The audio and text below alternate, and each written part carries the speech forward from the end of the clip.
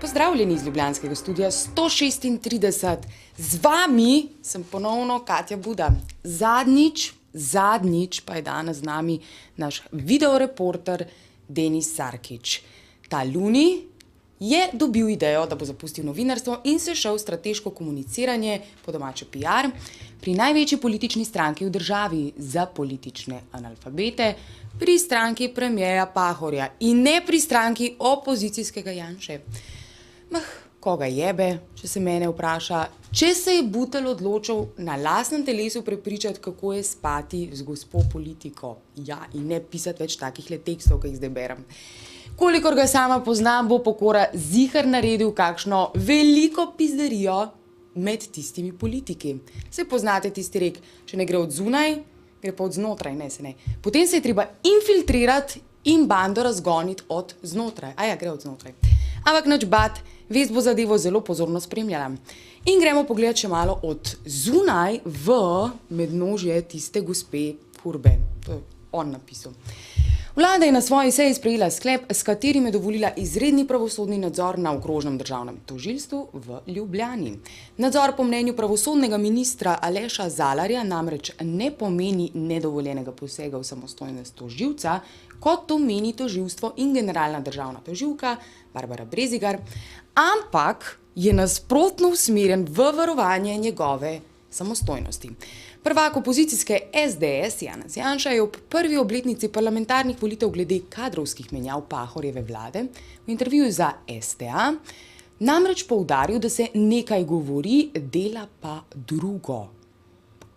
Najprej se ljudi po njegovem diskreditira, potem likvidira. Generalna državna tožilka Barbara Brezigar pa je sedaj po Janševi analizi v fazi diskreditacije. Gospod minister, kako odgovarjate na očitke, ki jih zagotovo že poznate, da je to pač samo manever, s katerim se poskušate znebiti generalne državne tožilke Barbare Brezigar?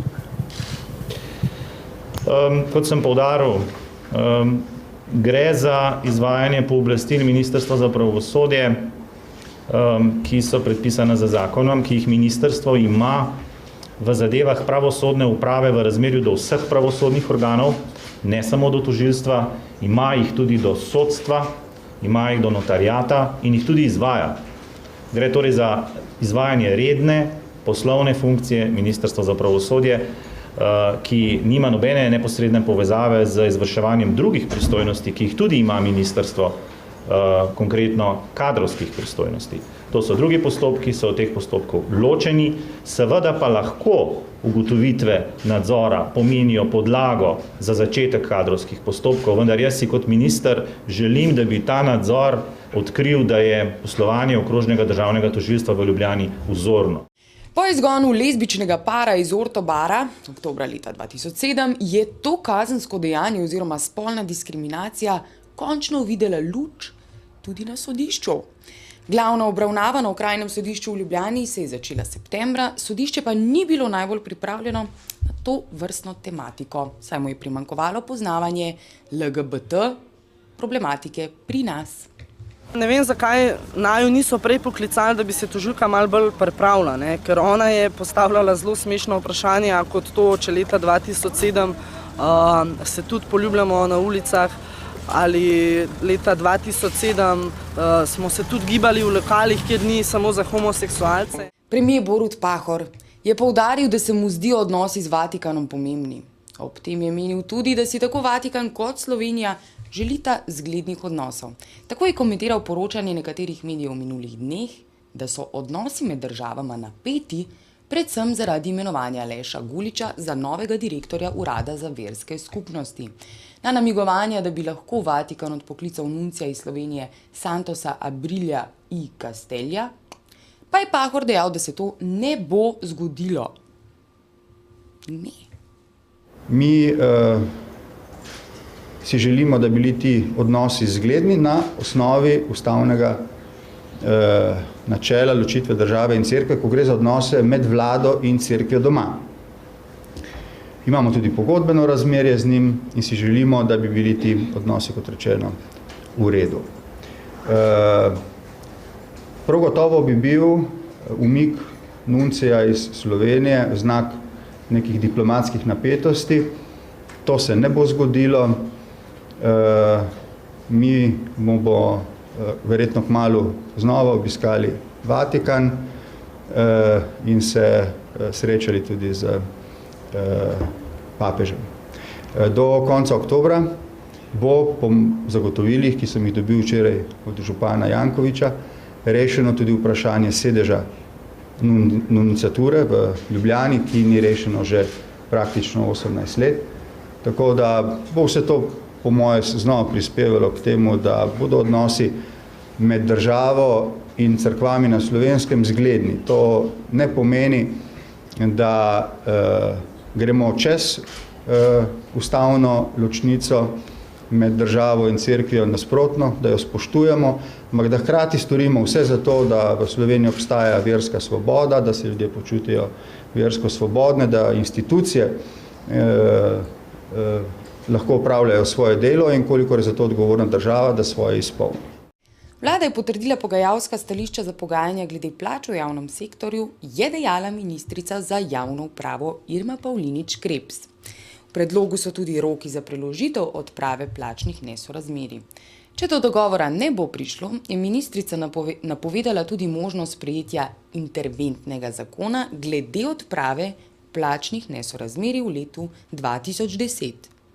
Vlada res upa, da v ponedeljek bo stališče sindikatov pozitivno, kljub temu, da nas izjemno bega zadnje čase strani opozicijskih strank, predvsem stranke SDS, tako javno kot pritlehno spodbujanje nemira med posameznimi skupinami in pozivanje k uporu zoper, če tako rečem, dogovore z aktualno vlado na več različnih načinov, s tem, da se nekako demonizirajo sindikati.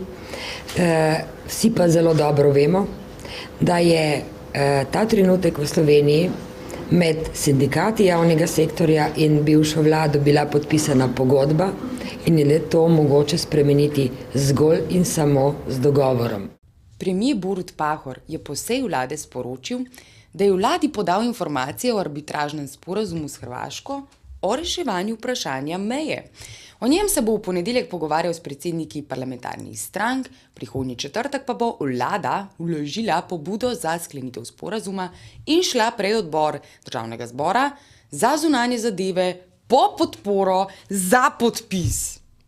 Ni nobenih nesporazumov glede vsebine, čeprav je bilo seveda pogajanje, več od tega pa ne bom povedal in me prosim ne sprašujte, v avgustu in septembru seveda osredotočeno prav na 3. člen tega arbitražnega sporazuma.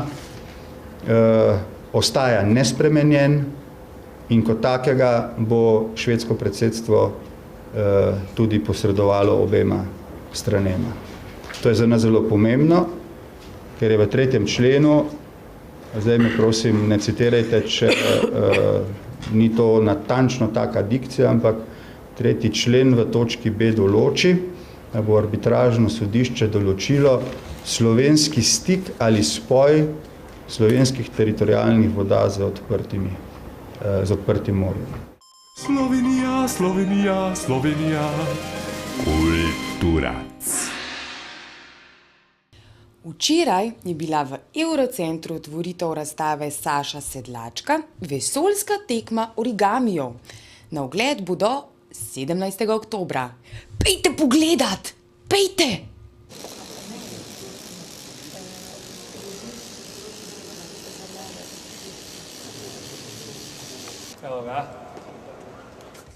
Še vreme in horoskop.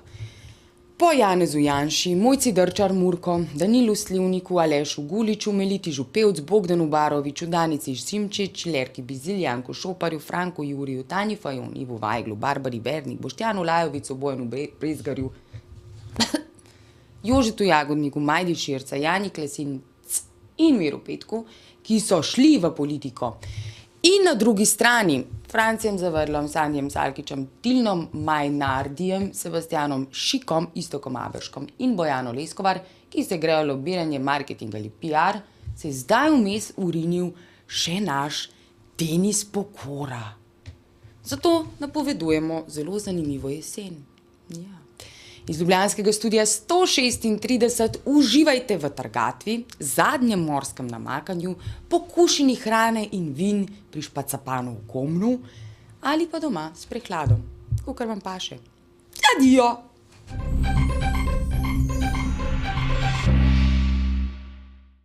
Hočem delati za PR, zakaj pa Borut mene ne vzame v službo? Nisem to klušna kot Denis, pa pametna.